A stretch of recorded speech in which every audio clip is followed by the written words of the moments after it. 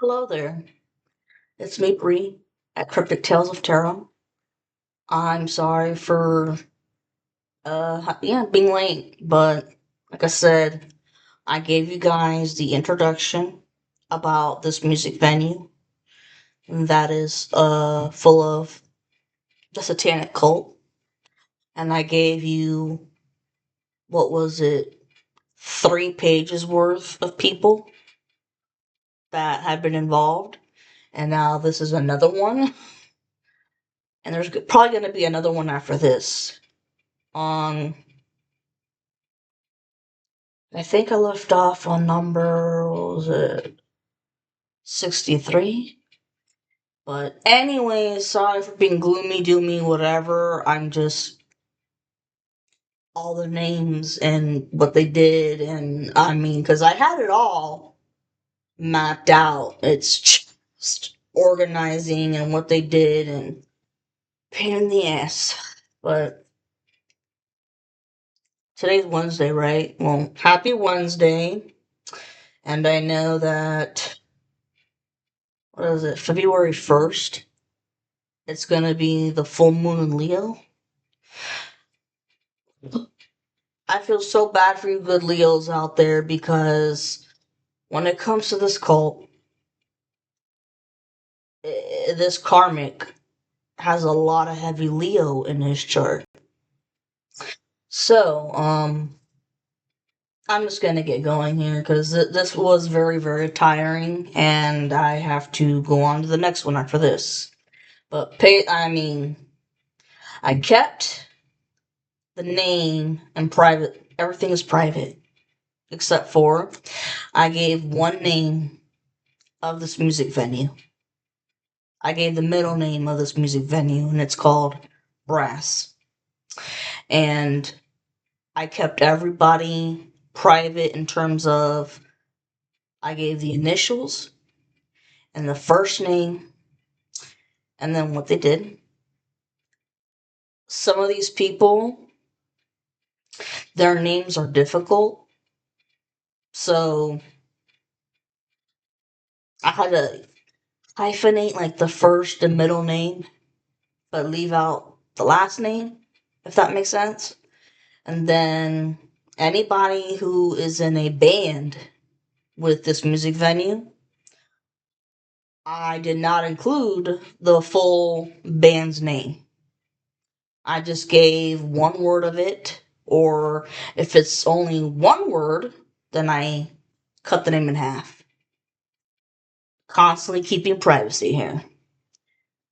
And pay attention to all the numbers that you're seeing, because I've been seeing 888, 9999, 444, divinely protected, 555, constantly. There's changes everywhere.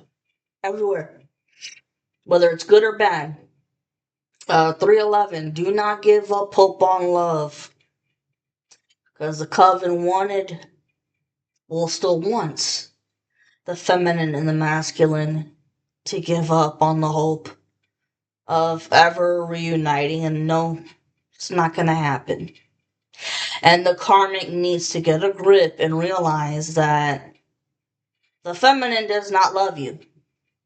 It doesn't matter how many love spells you do. We don't love you.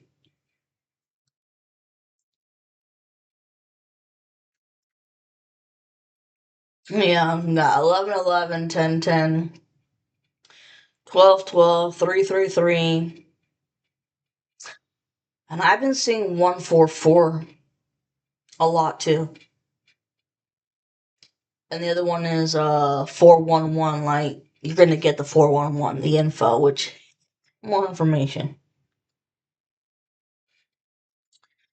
Gotcha.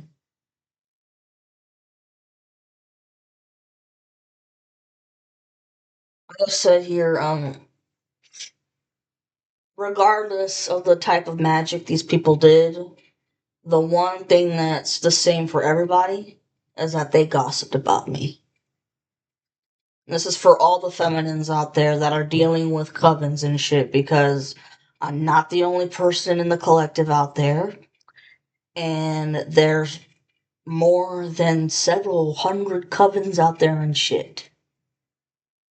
But for my case, yeah, everybody gossiped. No matter what type of magic was done, everybody gossiped.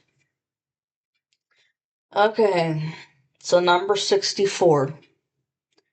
This is a name that was difficult. The initials MRTH, or it could be MRN. First name is Megan. Okay? But two different nicknames.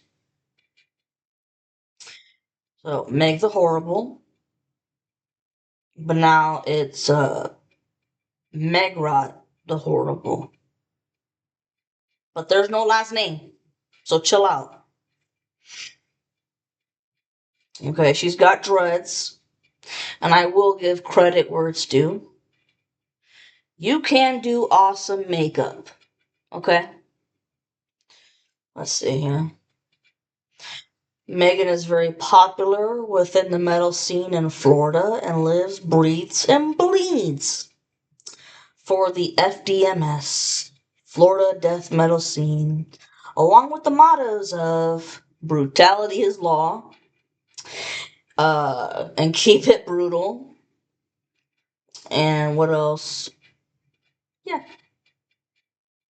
FDMS, Florida death metal scene, brutality is law, and keep it brutal. That's what it is. Okay? And Megan has pictures of herself on Facebook where her face is painted white and has a reverse cross on her forehead. Furthermore, when it comes to black magic, I think she's a dark high priestess or damn near it. I think she conjured up some demons, specifically Mammon, if I'm pronouncing that right, but I don't want to conjure that up. No, this is for educational shit, but I think you conjured that up. And this demon represents greed. But before you get your panties in a wad, I want you to know that I know you're a hard worker. Okay? I know you're a hard worker. But here's the thing, and you don't believe in stripping or prostitution or anything like that. So you have respect for yourself. But when you called on that demonic entity, I think it had to do when you were back with your ex-boyfriend, Charlie. And I'll explain that in a minute. 18 on the timer one. Okay. On another note, I don't think you like starting shit with people. I really don't. But if someone fucks with you, or your loved ones and your family, then it's like, hey, open season, boys. But, anyways, with the rumors that you heard about me, about being a dark witch and cursing people, like cursing you, your loved ones, your family, all of that, that's when you said, oh, bring it on, bitch. It's time for cursing and hexing and all of that. But I'll tell you what, the reason why I say that I don't think you're a horrible person is, this may sound weird, but whenever I've seen your pictures on Facebook, and I look at, just by looking into your eyes, they say you can see the soul through someone's eyes. You've been through a lot of shit. A lot of shit. Hardships that most people would never know. Unless they're like your ride or die homie. But you're still here. Okay.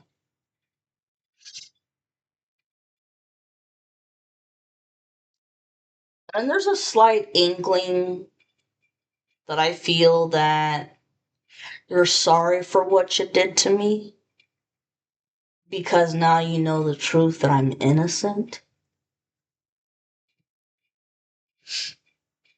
But my gut instincts also tell me that you want to beat the shit out of my karmic masculine Josh because he has caused all of this chaos, all the lies, all the drama, the bullshit.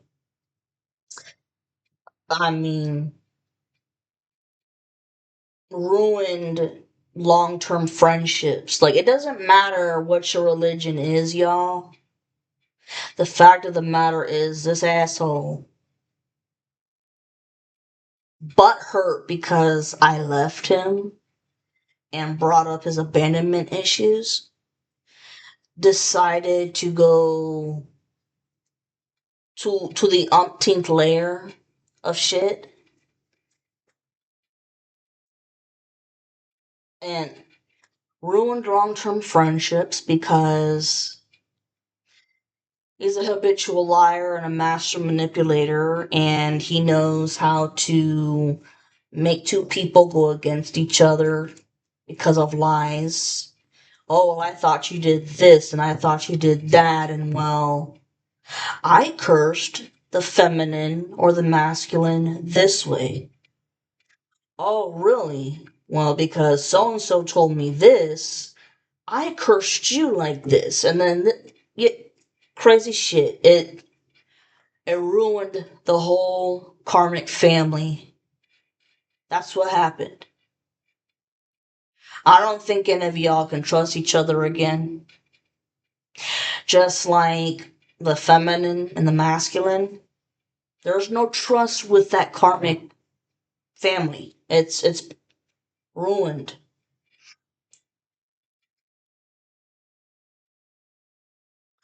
Yep. So I think Megan wants to beat his ass.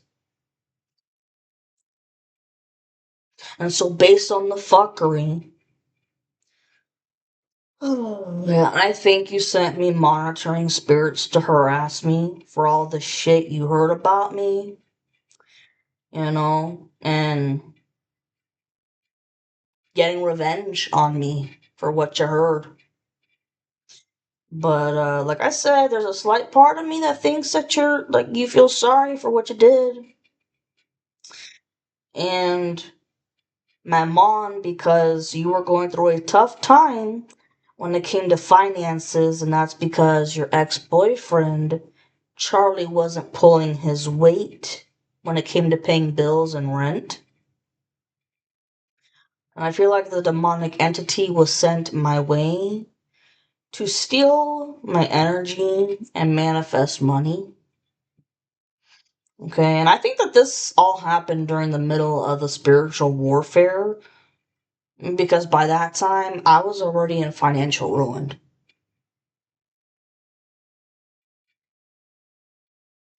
Damn, my fucking nose with the buggers. Trust me, I don't do coke or like they try to say I was a drug addict. No. Oh, this bitch. I'm back. Minions. Okay, dokie. Number 65. C.W. Charlie. Megan's ex-boyfriend. But I don't think he's a dark high priest, but a talented warlock. And as I mentioned earlier, when he dated Megan, I don't think he was being financially responsible with paying the rent or bills, but spent his money on drugs and alcohol constantly instead. 1441 on the timer when I said that. Wow. Charlie would manifest. Okay, he would manifest money by astral traveling to me at night and siphon off my energy so he could get what he wanted. And him, I'm not, listen, how do I say this? I'm not trying to be politically incorrect or whatever, but I don't sense that Charlie was like all with it. You know, I don't want to say the R word because I don't want to get flagged, or I don't know, maybe ADD or something. I don't know, but he just he seemed like he was off in La La Land in his own world and kind of had the mindset of a teenager. And I think Megan got exhausted with that mentality and not being responsible financially. And even when he manifested off my energy, still spent it on stupid shit. And like I see those two arguing in the past about, well, it's like, dude, if you're gonna siphon off, then that money should be for the necessities, not for the drugs and the alcohol and the other bullshit. That's what I get. Well, I think Megan got tired of this, and that's one of the reasons why she left. Number 66, RM. Name is Raven. She's Megan's sister and has a combination of dark and purple hair. Like, the hair is so dark, but it has a tint of purple in it, and that's been a very popular style for a long time. I think she's a dark high priestess, but she's very slick with how she operates when doing magic on people. I think Raven and Megan, it rhymes. I think Raven and Megan have similar personalities, but Raven keeps herself hidden more in the crowd. Definitely a hidden enemy because I never met her. Because I stopped going to this music venue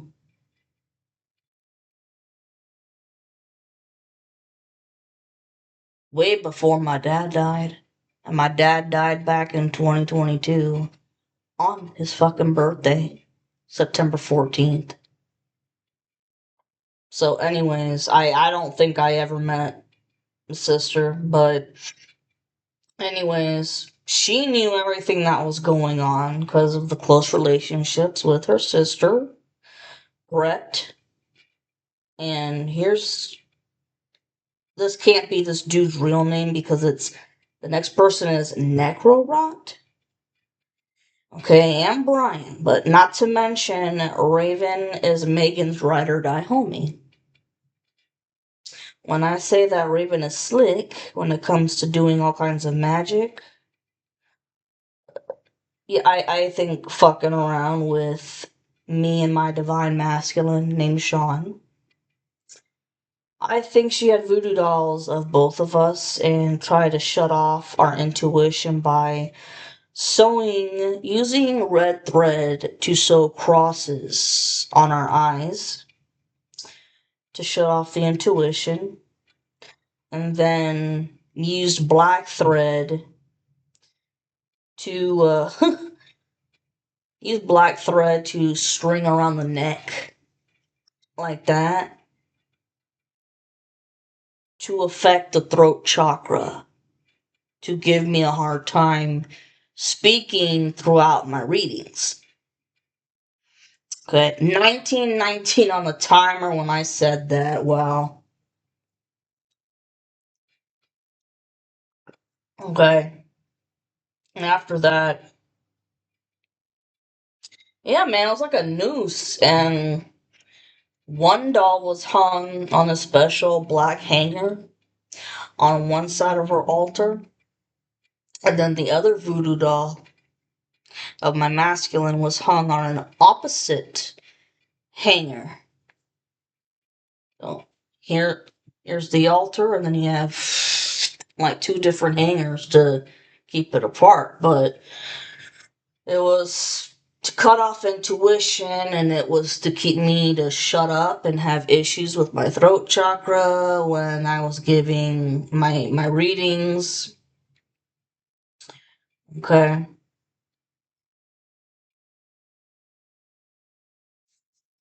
Excuse me. Now, when it comes to Sean, the string around his neck was meant to give him serious issues with communicating with me because he has a hard time expressing himself as it is, and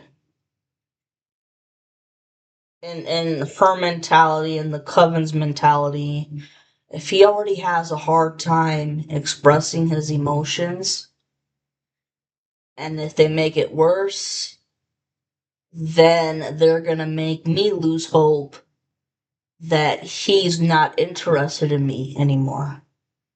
I think that's psychology. Okay, on another note, I think Raven siphoned off my energy to manifest money to support her family.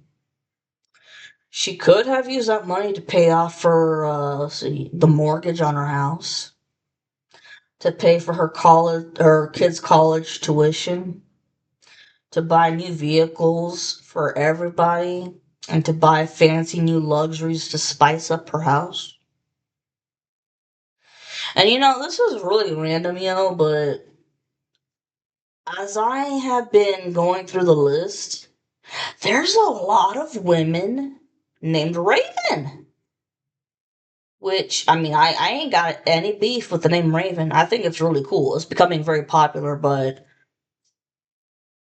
I was really shocked by that. And the other one that I was really shocked by with Lisa. There's a lot of Lisas, a lot of Ravens, and a lot of Davids. Anyways, on to the next one. Okay, 67. DG. Demian. Believe it or not, I went to high school with this dude. And as I say, be careful with what you say and who you say it to, because you never know who knows who. So I he I don't believe he graduated in my class. He was older than I was, and I think he graduated with another kid that was involved here, and his name is Sean. Hold on. But I think the owners, I think that Damien was close to the owners of this music venue, and they paid him to do black magic to make me stagnant in life and to ruin my love life. Number 68, we have BAA. So, first middle here, Brooke Ann. She's a very petite girl with long brunette hair and has a history of being a heroin addict. Brooke Ann was married to an abusive man and had a child with him. Unfortunately, the child was taken away from both parents for child neglect. I don't think she was a dark high priestess, but, wants to be, but has too many life problems to deal with. So I think she just kept shit to being a decent dark witch. But I think that Brooke Ann did sexual favors for the others in the coven so that they could astral travel to me and siphon off energy and make the money so that she could get her drugs. The last time I saw her, she was still doing heroin. The last time I saw her, my dad was still alive. Let's see here. 69. AH. The name is Amanda. She dated my divine masculine named Sean sometime in the beginning of last year. Their relationship lasted about 9 months, but as soon as I saw a picture of her on Facebook, I automatically knew that she was a dark witch. And I put this shit in bold here. Look, I want to make it clear that I'm not calling her a dark witch out of jealousy. Trust me. It's just when I saw pictures of her, just looking at her eyes, immediately I could tell that she didn't have good intentions. She just had no good intentions for Sean or myself. And if anything, I think the coven paid her to date him to get as much information as she could and then relay it back. Because the coven was trying everything in their power to keep me and him apart.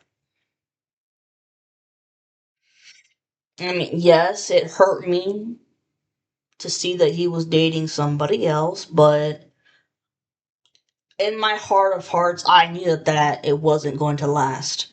There was mental mind illusion magic going on there, and it was to distract him. That's what it was about. Let's see.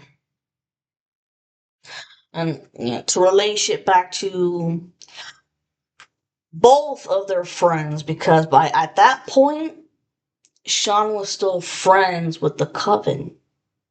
And she is very close with the coven as well. Mutual friends. Like I said, people who know people who know people. See, I think that she was involved in gang stalking me and abused divination, including a Ouija board to spy on my life at the time. And she did do love spells on Sean, but they didn't work because there's no true love there. When you're in this type of twin flame soulmate relationship, love spells don't work. And also, when you try to do love spells, you're taking away that person's freedom, their freedom of choice, all of that, because you're trying to force them to love you. They don't love you naturally. I'm sorry, I don't know about you guys, but I wouldn't want to force someone to love me by magic or anything. You know, if you love me naturally, and if not, okay. But I'm not gonna try to use magic to try to get someone to love me, but she was doing that to try to still come hither, come hither. And the heater just went on when I said that confirmation. Come hither, come hither. And my current masculine did the same love spells on me, like, come hither, come hither. Nah, bitch. And also, did magic on me to make sure that I was constantly broke and stagnant. She got an evil kick out of that. In the back of her mind, she got an evil kick out of that. Number 70. This is another weird one. J.I. or J.M. First name is Jessica. Her real last name starts with the letter M, okay? But she spells it backwards, her last name backwards on Facebook. I know, it sounds confusing, but I give her credit. It's fucking smart. Yeah, she's tall with strawberry blonde hair and lives far away from the music venue. She's been married once and lost her mother at a young age, unfortunately. When it comes to Jessica, I'll never forget the time when Sean threw a party at his house and she brought a bag and had a pot of chili in that bag.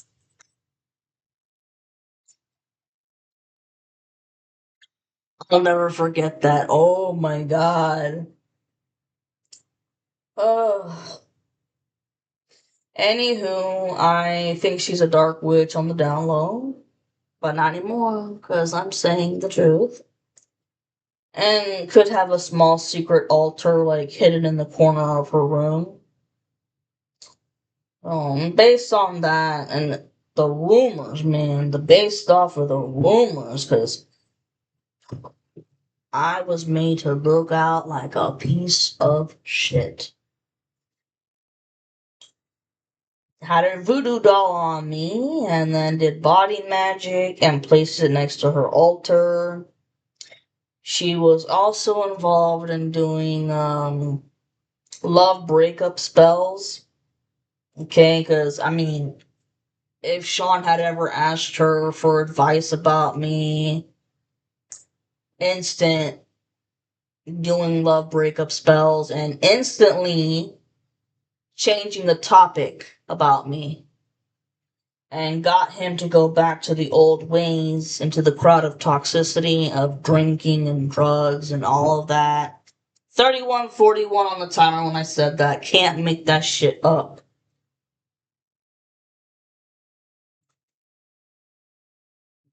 And I think Jessica, she did more isolation spells on me and used divination to see if the magic was working. And she, let's see here, candles, candle magic, and you can use candle flames for divination. I've done that. And then also candle magic to curse my finances and stability. I gotta take another goddamn break.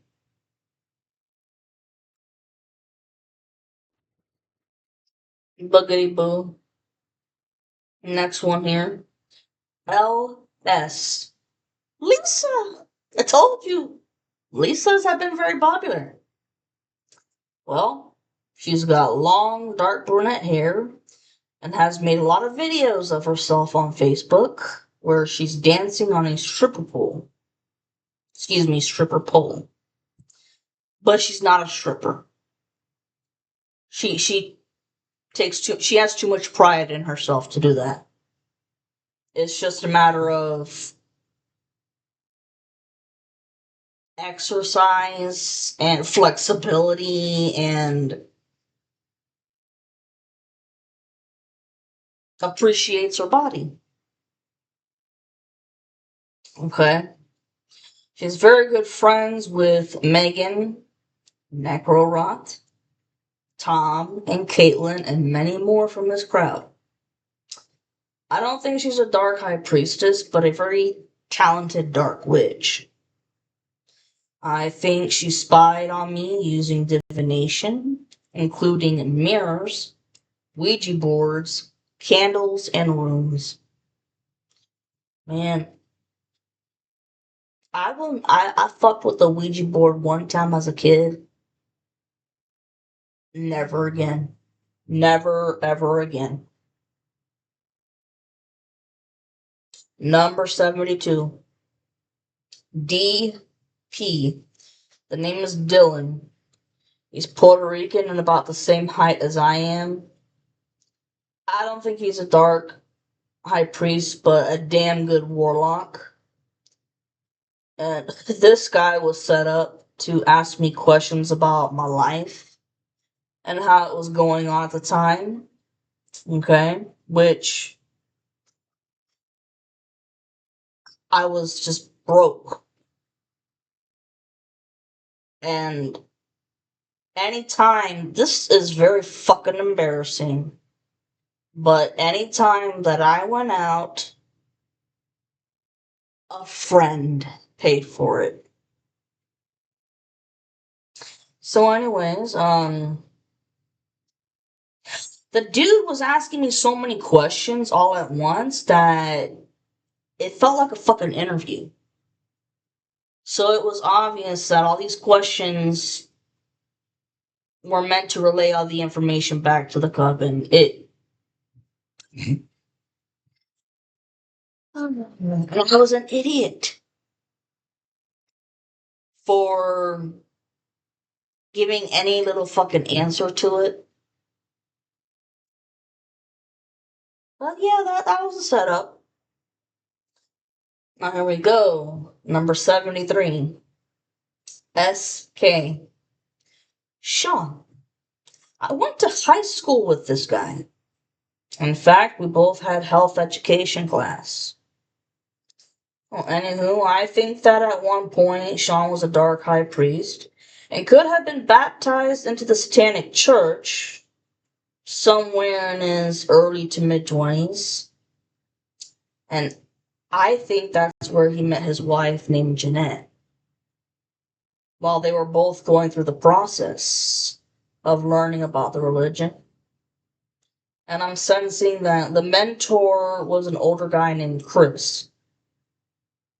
I think Sean picked up on the religion quickly and magic seemed natural for him. I mean, he mastered each level very fast. He did. And then while he was going through the journey and becoming a Satanist, it just so happened that Jeanette was moving just as fast as he was, and she became a dark high priestess too. 3656 on the timer, wow. I sense that when Sean heard about the rumors, he was shocked at first because he never. I did not come off as that type of person in high school at all. I never have. Oh, and by the way, this was a guy who sent me and everybody else in the old crowd a picture of Daniel's arrest inquiry about being arrested with driving without a license, all of that shit. And I've already talked about Daniel in one of my past recordings.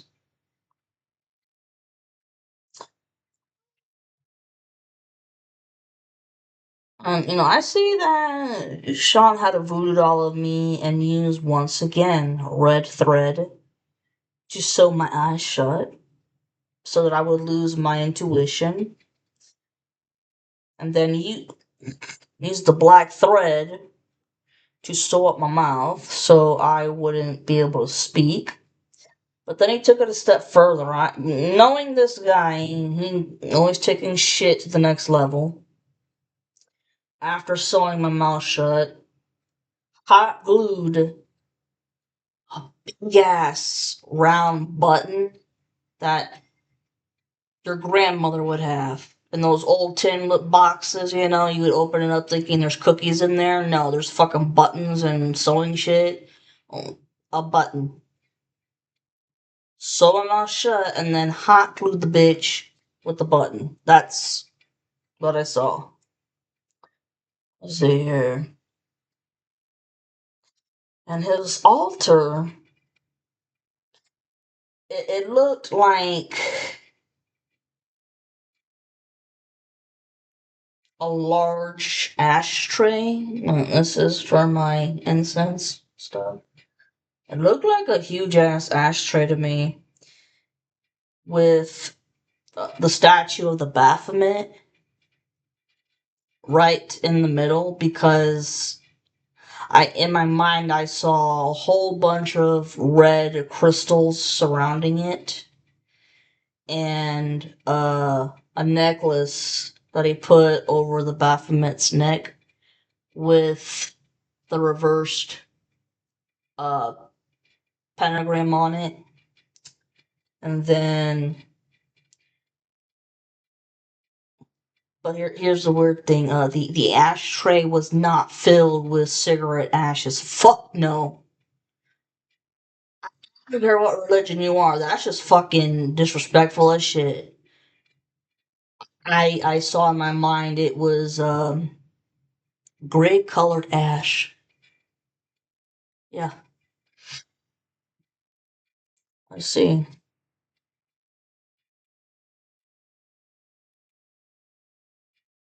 And I think he did a jar spell on me too.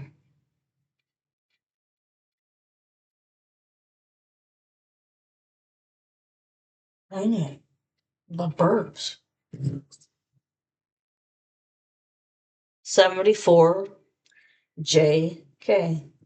Jeanette. She's married to Sean.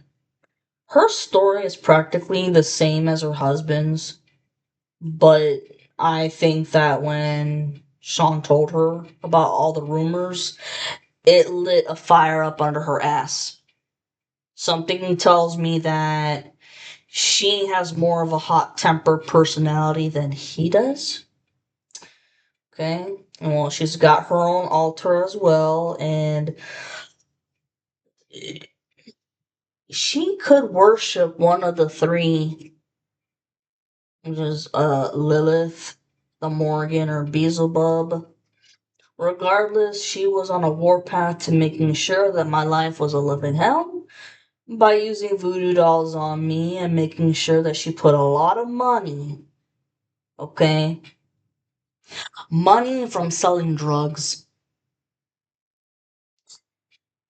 put the wads of money on the voodoo doll and fucking use flathead nails and to make sure that the money would fall out. And I think she also did body magic, candle magic, used divination on me, and got too involved with the Ouija board to the point where she could have released some demon out and she can't send it back. She can't send it back or and close the portal. And so because she didn't want to deal with it, she sent it to me. And she did a jar spell with every type of hot sauce, peppers, screws, not just flatheads, we're talking like real screws. Graveyard dirt magic and her urine, and if they have a pet, which I saw a dog. Use the dog's urine. Oof. Anyways, number 75. This is funny. PMP. Like, PMP. The person's name is Pamela Murray. I'm not gonna give the last name, obviously. But I went to high school went to high school with her too. And we actually had gym class together. Tall and petite and has red hair. We kept in touch for many years after graduation, especially with the help of Facebook. But unfortunately, as the years went by, it seemed like Pamela was having issues with being able to afford paying rent and bills. This was a constant issue to the point where, like, she was having to work at different warehouses for like 12 or 14-hour shifts. That's nuts. But somewhere down the line, I think this is when she crossed paths with Sean again.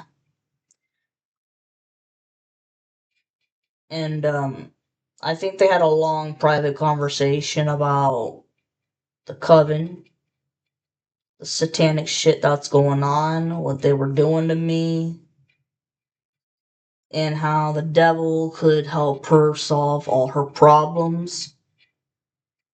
And so she started going to satanic meetings too. And if anything, I think Sean introduced her to his mentor named Chris. And she picked up on it really quickly. And she didn't want to be a dark high priestess, just wanted to be a talented dark witch. To the point where she could do curses on people to get what she wanted. In all honesty, I don't think she knew about my life at the time and what was really going on, but the rumors, it was just the rumors I took on, and her desire to make sure that she had money to pay her shit off so she wouldn't go homeless. And that is why I think she learned how to siphon off my energy. And then later on to make me sick and stagnant. Yep. Wow. 4556. Number 76. MMR. Maria Margarita. Leaving the last name out as usual. I've talked about her in the past. I went to elementary school and high school with her. We were very close growing up. But shit changed for the worst when she started hanging out with this chick named Natalie, who I couldn't stand that girl. I just knew she was bad news. I did. And I kept warning Maria, stop associating with her. I don't like the crowd. I just thought that they were plain trashy. Well, after our college years, me and Maria stopped hanging out. And Natalie definitely got in the way, but also it was just that crowd she was hanging out with. I could not jive with it, and I knew just bad shit was gonna happen. And Natalie just so happened to know people who practiced brujeria, which is black magic in the Hispanic culture. When I found that out, I was like, shit's gonna hit the fan. Especially with how me and Maria's friendship did not end on a good note. Nope.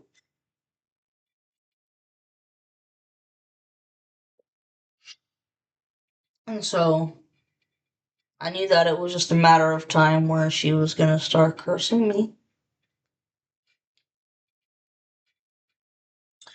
In fact, I know she worked very long and hard with a dark voodoo priestess who probably came from South America and became a US citizen. This lady was vicious and brutal with her dark magic and taught Maria how to do a lot of evil things. Especially when it came over to taking over someone's life, like my own. Jar spells with dirt magic, voodoo dolls to do body magic, and stapled money to the doll. And I even think that she started worshipping Chango, okay, who was known as the god of war.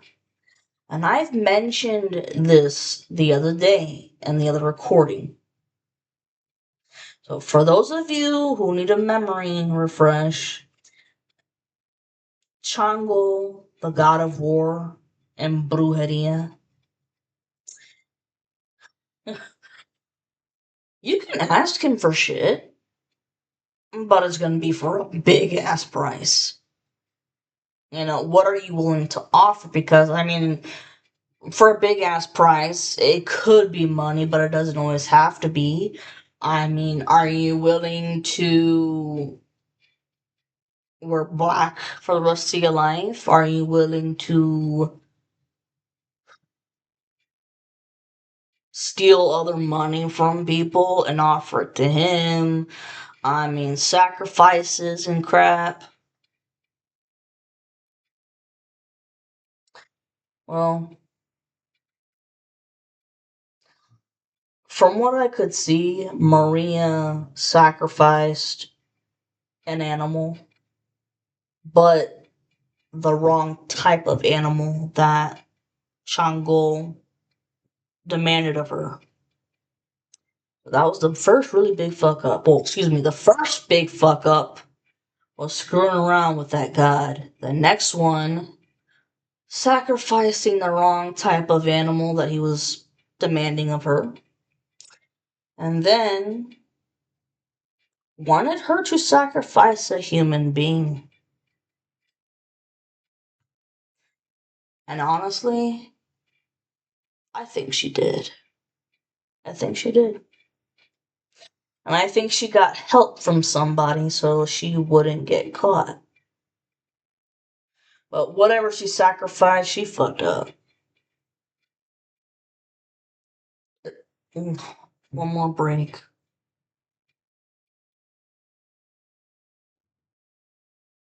That's funny. I had paused it at 50-50, and then it was 50-55. There's change! Number 77, RF. Rufina. I went to middle school and high school with her. She was about the same height as me, and we ate breakfast and lunch together at school. She came from Panama, and when she came to the U.S., she and we always had a fascination for the paranormal. Well, I mean, over time, Rufina learned about divination and magic. But, as the years kept going by, we grew apart because we just took different paths. But what's funny was that, like 5 years ago, I could feel like something was off, but I couldn't put my finger on it. But her name kept coming to my mind. And when you keep thinking of someone's name, it's either because they're thinking about you too, or it's because they're doing magic on you.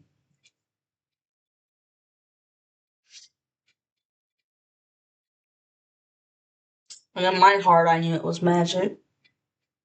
I think that Rufina might have been jealous of me because of my body and the fact that I came from a decent, wealthy family at the time.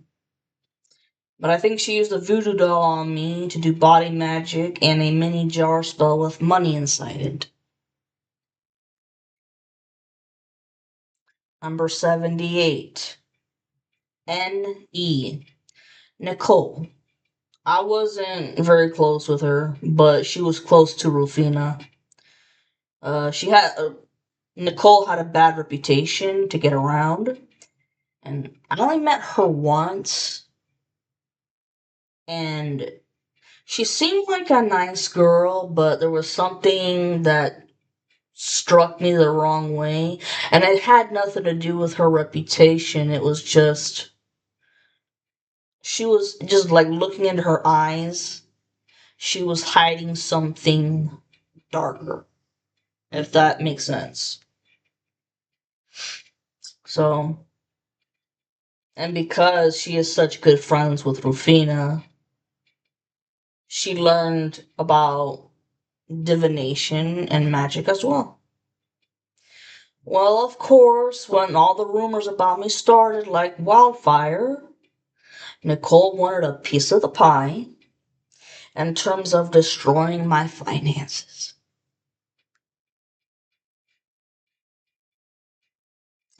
79. NR.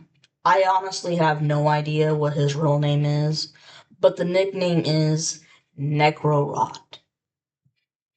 He's dating Megan. Okay? I believe he's a dark priest and plays in a band. And I think he was one of the technical geniuses who hacked into my technical devices and into my divine masculine's devices. In addition to this, I think Necrorot knows his way around the dark web and did his homework on different types of hitmen. Because let me tell you what, I've heard that not all hitmen specialize in the same thing. Okay? Well, did his homework on the different types of hitmen there were and the techniques they use when killing.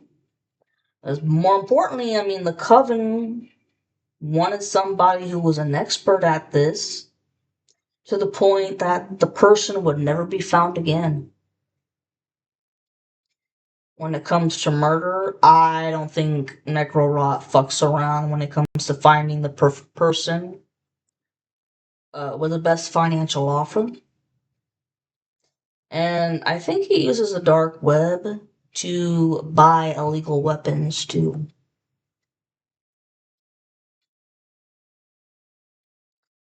On another note, I think he's had years of experience when it comes to identity theft, stealing people's credit cards and their social security numbers. I think Necrorot was gang stalking me too. And I feel like he collaborated with, people named Brian to send me isolation spells due to the lies and rumors about me. And because of that, they both thought that I should be punished and have absolutely nothing in life, especially when it comes to my love life. But I personally think that Necrorot's friend Brian wanted to take it a step further by trying to make me lose my mind so that I would go to a mental hospital or check out. Well, now that the truth is out, and I've been proven innocent,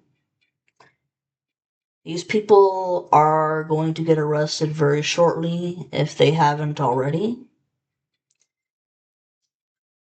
Because the FBI has been on this shit for a long while.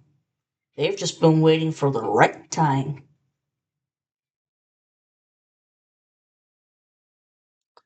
Number 80. B.M. Brett. He's tall, always wearing a baseball cap with a band's name, has a long beard, and has his tongue sticking out in every picture just like a true metalhead. He's extremely close friends with Megan, Necrorot, and Brian. I sense that they kept working together to keep the isolation spells going on me, to try to make me so depressed and hopeless that I would just check out. Number 81. BB. Brian. The nickname is Brian the Butcher. And he's very close friends with Megan, Necrorot, Brett, and a guy named Marcus. Ah, I talked about Marcus in another recording. Brian also owns his own hot sauce business. I think he is like the top notch dude of the coven because let's just say cord cutting rituals and banishing the results. I'll leave it at that. And Marcus was close to these people. Okay, and it's funny because I've known Marcus since I was a fucking teenager. And he did some construction work with my dad on the side. And he worked with other dark warlocks and witches that had a serious stronghold over my ass my entire life for these fucking 12 years now. Goodness. Brian and Marcus love to astral travel to me in my sleep and do sex magic. Brian did every type of black magic on Sean and me that you can think of. And when I say magic, I'm talking about black magic that's so powerful that only the most high ranked people know about. And it's been sealed in secret by these people's blood, but I'm talking about a fingerprint blood. Okay, having said that, I think Brian has special connections to people all over the world to get supplies for the coven that they need for their rituals. And he works with other secret societies when it comes to strategizing a person's death because he's killed before and he's never been caught. He kills for sacrificial purposes or to get rid of people who know too much shit and has no remorse for his actions.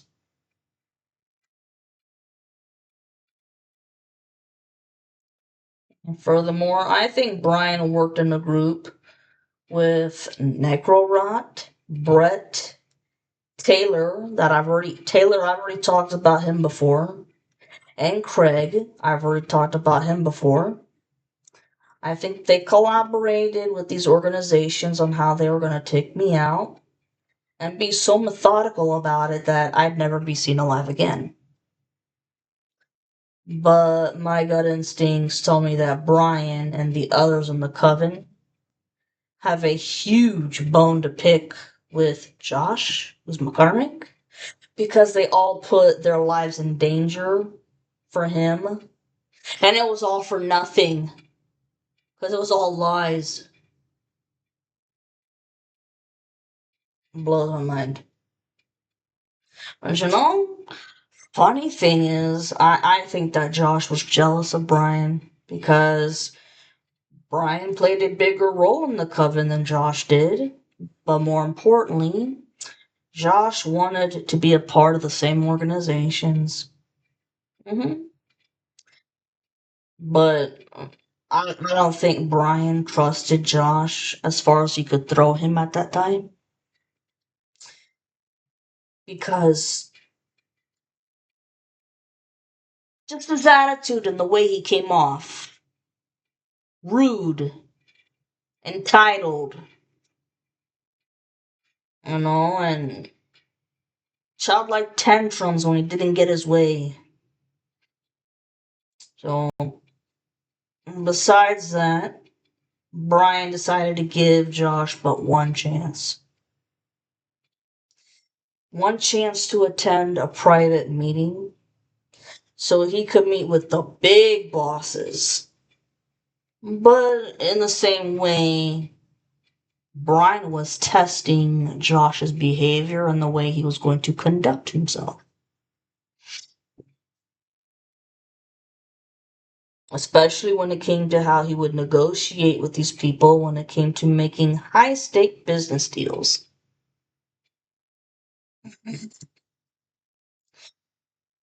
But since the karmic has the mind of a child, after the conference was over, Brian was disgusted with Josh in every way and refused to let him participate in any future meetings. Brian lectured Josh about how unprofessional he was, especially with his demeaning tone of voice and manipulation tactics, to make them think that he was smarter than them and better than them. Dude, get the fuck out of here with that shit. When you're fucking around with the big top dogs of a mafia, I don't want any bullshit with mafia organizations, but when you're fucking around with the top dogs, man, you really don't think that they haven't been around people already who have talked down to them and used manipulation tactics, all that crap. Get the fuck out of here with that shit. You embarrassed the fuck out of Brian with that. Number 82, MB, Melissa. She's married to Brian. Then she's a dark high priestess. And at the same time, she keeps her magic very, very much on the down low. I don't think she practices her magic as much as her husband does, but when she does, it's brutal and ruthless.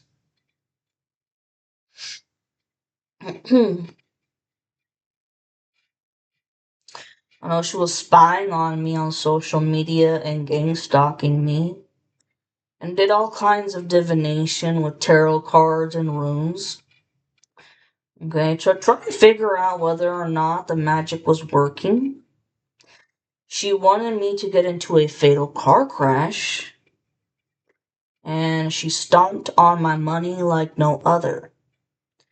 Melissa also wanted me to be sick, stagnant, and homeless.